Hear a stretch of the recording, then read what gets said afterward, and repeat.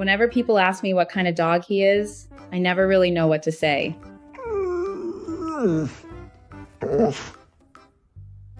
He's mostly German Shepherd and Basset Hound, but honestly, I've never seen another dog that looks quite like him. He's got this big German Shepherd head, these huge ears, giant paws that look like they belong on a much bigger dog, and then these tiny little Basset Hound legs underneath him. It doesn't really make sense until you see him in person. He's definitely one of a kind.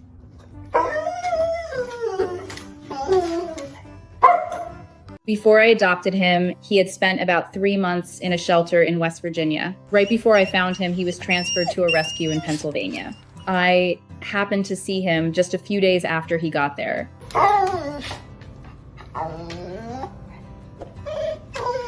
Something I've always thought was kind of interesting is that the day he officially became available for adoption was actually my birthday. I don't know if that means anything, maybe it was just a coincidence, but I've always liked to think it was a pretty good birthday gift.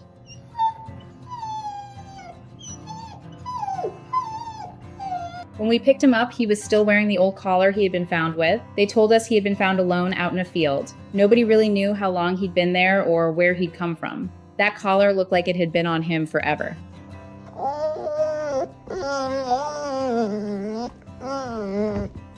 When we finally took it off, it was so old that it literally started falling apart in our hands. Pieces of it just crumbled away. I remember holding it for a second and thinking about how long he must have worn it. It's strange how something as simple as an old collar can tell you that a dog has probably been through a lot without saying a single word.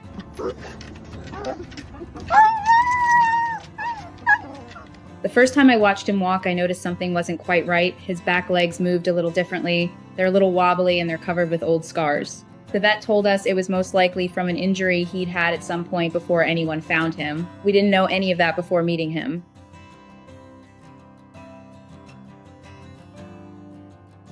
I remember watching him walk across the room, and my first thought was how unfair life must have been to him for a while. Then almost immediately I realized none of it seemed to bother him anymore.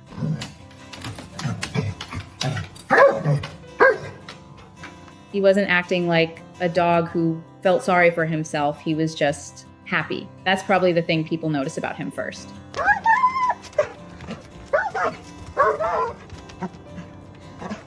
He's excited about everything. If he hears me grab my keys because we're going somewhere, he starts making this loud, funny scream before we even get to the door. If one of his favorite people comes over, it's the same thing.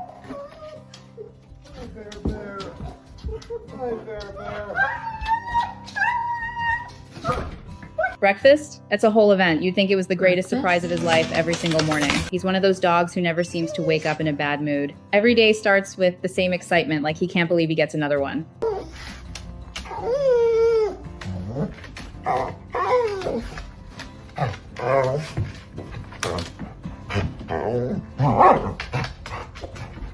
He's also incredibly talkative. If breakfast is running a little late, he'll let me know. If he wants to go outside, he'll let me know. If he wants to play, he'll let me know. Sometimes it feels like we're having conversations, even if I'm the only one speaking English. He always has something to say.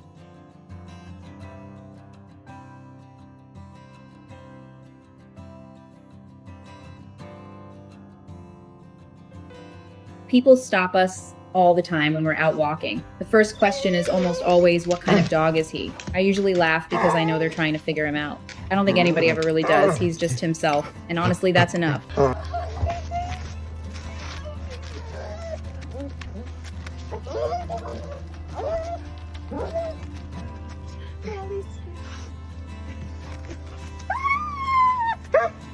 These days, we spend just about all of our time together. If I'm going somewhere dogs are allowed, he's coming with me. If they aren't, I usually find myself wishing he could. He's become part of my everyday routine without me really noticing when it happened.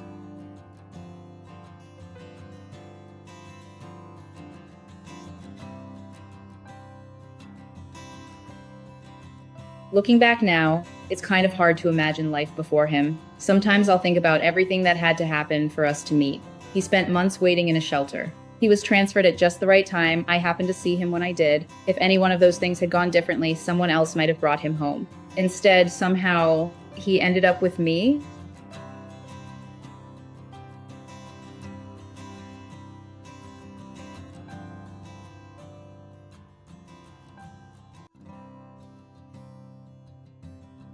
People will sometimes tell me how lucky he is. Maybe he is, but I think I ended up being just as lucky. He's one of the happiest dogs I've ever known, and considering where he started, I don't take that for granted.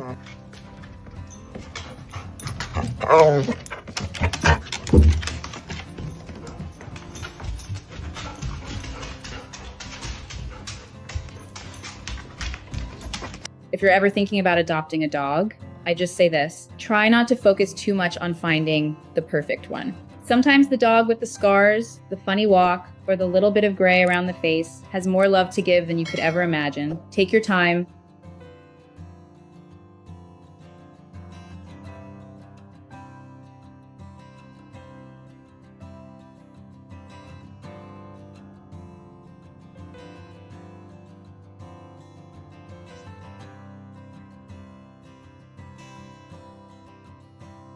Ask questions, make sure you're ready, because bringing an animal home is a commitment that lasts their whole life. But if you are ready, don't overlook the dogs that have been waiting the longest. You never really know which one is going to end up changing your life. I know I didn't. I just know I'm really glad I found him.